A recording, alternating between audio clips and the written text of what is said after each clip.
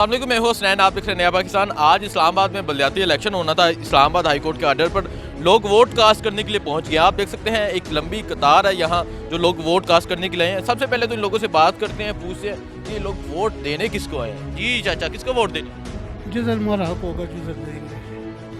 हाँ, हाँ जी, किसको वोट? इमरान खान को। इमरान खान। पीटीआई इमरान खान। इमरान खान।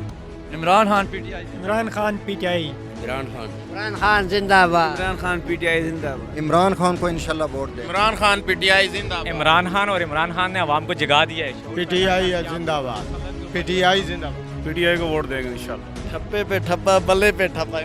इमरान खान।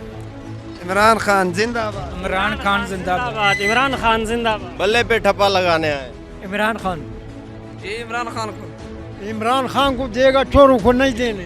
अच्छा, आप देख सकते हैं जब लोग इस तरह वोट कास्ट करने के लिए पहुंचेंगे और सबकी एक ही राय है कि वोट सिर्फ इमरान खान का, सबकी एक ही राय है वोट सिर्फ इमरान खान का, तो कैसे इलेक्शन होंगे, कैसे इलेक्शन करवाएंगे? क्योंकि उन्हें पता है कि उनके साथ क्या होना है, लोगों ने उनके साथ क्या करना है। जो उन्होंने लोगों के साथ किया, लोग भी उसका बदला लेंगे और लोग जाके इमरान खान को वोट देंगे, बल्ले पे मोड़ लगाएंगे। बल्ले पे मोड़ लगाने आप सुन सकते हैं इनकी आवाज़, बल्ले पे मोड़ लगाने आए हैं। इस तरह इस्लामाबाद के तमाम पोलिंग स्टेशन के हालात हैं।